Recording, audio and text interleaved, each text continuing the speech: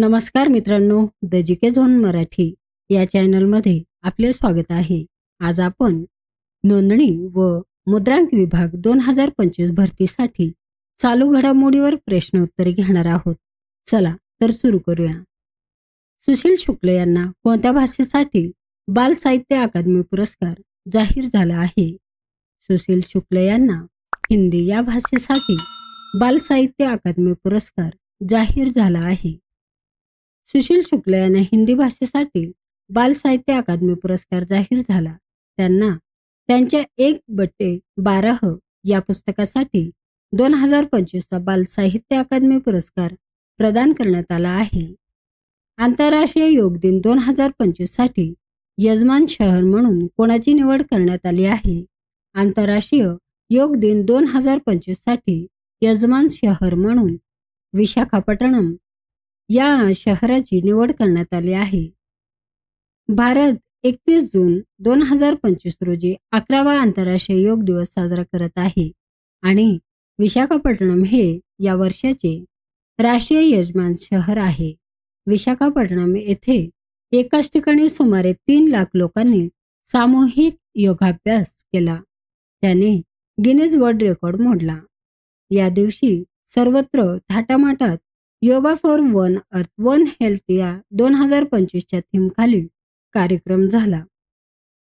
World para athletics championship 2025चे आयोजन कोठे करण्यात येणार आहे? वर्ल्ड पॅरा ॲथलेटिक्स चॅम्पियनशिप 2025चे आयोजन नवी दिल्ली येथे आयोजित करण्यात येणार आहे. ही स्पर्धा 26 सप्टेंबर ते 5 ऑक्टोबर 2025 या कालावधीत जवाहरलाल नेहरू स्टेडियम नवी दिल्ली येथे आयोजित केला जाईल. भारत पहिल्यांदाच या जागतिक स्तरावरील पॅरा ॲथलेटिक्स स्पर्धेत यजमानपद भूषवणार आहे. 2025चे वर्ल्ड पॅरा ॲथलेटिक्स चॅम्पियनशिप नवी दिल्लीसाठी कंगना रनौत यांची नियुक्ती करण्यात आली आहे. कोणते राज्य मोबाईल आधारित ई-वोटिंग सेवा सुरू करणारे भारतातील पहिले राज्य ठरले आहे? बिहार राज्य मोबाईल आधारित ई-वोटिंग सेवा सुरू करणारे भारतातील पहिले राज्य ठरले आहे. बिहार हे मोबाईल आधारित ई-मतदान लागू करणारे भारतातील पहिले राज्य बनणार आहे.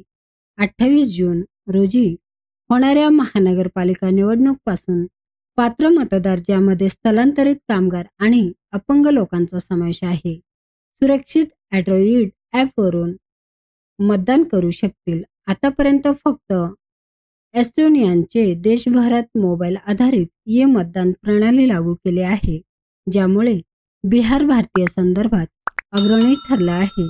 एनर्जी ट्रान्झिशन इंडेक्स 2025 मध्ये शेवटच्या क्रमांकावर कोणता देश आहे? एनर्जी ट्रान्झिशन इंडेक्स 2025 मध्ये शेवटच्या क्रमांकावर कांगोला हा देश आहे. वर्ल्ड इकॉनॉमिक फोरमच्या 2025 एनर्जी ट्रान्झिशन इंडेक्समध्ये 118 देशाचा समावेश आहे. या यादीत सर्वात शेवटी म्हणजे क्रमांक 118 वर कांगोला कोंगो हा देश शेवटच्या क्रमांकावर आहे. जून 2025 मध्ये प्रसिद्ध केलेल्या ETI मध्ये भारताचे 2024 मध्ये असलेले 63वा स्थान 2025 मध्ये 71वा स्थानी घसरले आहे. स्वीडन 2024 आणि 2025च्या ETI मध्ये पहिला क्रमांक प्राप्त केला आहे. इंटरनॅशनल बिग कॅट अलायन्सच्या पहिल्या डीजीपदी कोणाची नियुक्ती करण्यात आली आहे? इंटरनॅशनल बिग कॅट अलायन्सच्या पहिल्या डीजीपदी सत्यप्रकाश यादव यांची नियुक्ती करण्यात आली आहे. इंटरनॅशनल बिग कॅट अलायन्स IBCAच्या पहिल्या डीजी महासंचालकपदी श्री SP यादव यांची नियुक्ती करण्यात आली आहे. SP यादव हे सत्यप्रकाश यादव या नावाने ओळखले जातात. केंद्रीय पर्यावरण, वन आणि हवामान बदल मंत्री भूपेंद्र यादव यांची IBCAच्या अध्यक्षपदी एकमताने निवड करण्यात आली, तर SP यादव यांची महासंचालकपदी निवड करण्यात आली. हे निर्णय 16 जून 2025 रोजी नवी दिल्ली येथे झालेल्या इंटरनॅशनल बिग कॅट अलायन्सच्या पहिल्या सभेत घेण्यात आले. भारत आणि फ्रान्स यांच्यात कोणत्या कालावधीत संयुक्त लष्करी सराव शक्ती पार पडणार आहे? भारत आणि फ्रान्स यांच्यात 18 जून ते 1 जुलै या कालावधीत संयुक्त लष्करी सराव शक्ती पार पडणार आहे. भारत आणि फ्रान्स यांच्यात शक्ती नावाचा संयुक्त लष्करी सराव 18 जून ते 1 जुलै या कालावधीत फ्रान्समधील कॅम्प लॅझेकला कॅव्हलरी येथे पार पडणार आहे. ही या सरावाची 8वी आवृत्ती आहे.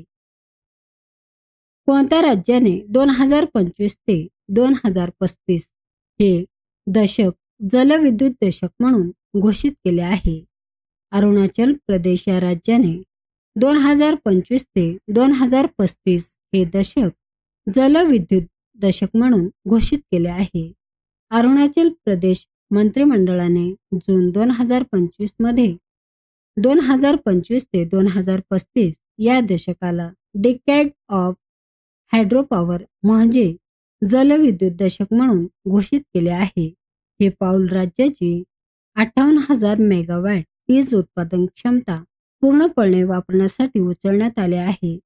जलविद्युत प्रकल्पांमधून मिळणाऱ्या महसुलाचे योग्य व्यवस्थापन करणे हा या घोषणेचा मुख्य उद्देश आहे. युनायटेड नेशनने 2026 हे कोणते वर्ष म्हणून घोषित केले आहे?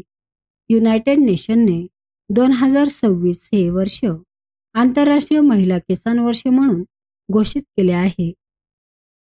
जगभरातील अन्न आणि शेती उत्पादनातील आव्हानाबद्दल जागरूकता निर्माण करणे तसेच शेतकरी महिलांना येणाऱ्या अडचणी आणि समस्यांकडे जगाचे लक्ष वेधणे हा यामागील उद्देश आहे. महिला शेतकऱ्यांच्या कार्याचे महत्त्व अधोरेखित करणे आणि त्यांना सक्षम बनवणे हा देखील याचा एक भाग आहे. संसदेच्या अंदाज समितीच्या कार्यारंभाला 75 वर्षे पूर्ण होत असून अमृत महोत्सवी वर्षानिमित्त कोणत्या ठिकाणी राष्ट्रीय परिषद होणार आहे? मुंबई या ठिकाणी राष्ट्रीय परिषद होणार आहे. ही 2 दिवसीय परिषद 23 आणि 24 जून 2025 रोजी महाराष्ट्र विधान भवन येथे आयोजित करण्यात आली आहे. भारतीय संसदेने लोकसभा स्थापन केलेल्या निवडणूक संसद सदस्यांची एक समिती आहे जी निधीच्या खर्चाच्या आणि वापराच्या बाबतीत सरकारी मंत्रालये आणि विभागाच्या कामकाजाची तपासणी करण्याच्या उद्देशाने केली जाते. या समित्यांमध्ये 30 सदस्य असतात. अध्यक्षाची नियुक्ती लोकसभा अध्यक्ष करतात. सदस्यांचा कार्यकाळ 1 वर्षाचा असतो. सध्या समितीचे अध्यक्षपद भारतीय जनता पक्षाचे संजय जयस्वाल यांच्याकडे आहे. मित्रांनो, चॅनल आवडला असेल तर प्लीज नक्कीच सबस्क्राईब करा, व्हिडिओ लाईक करा. धन्यवाद.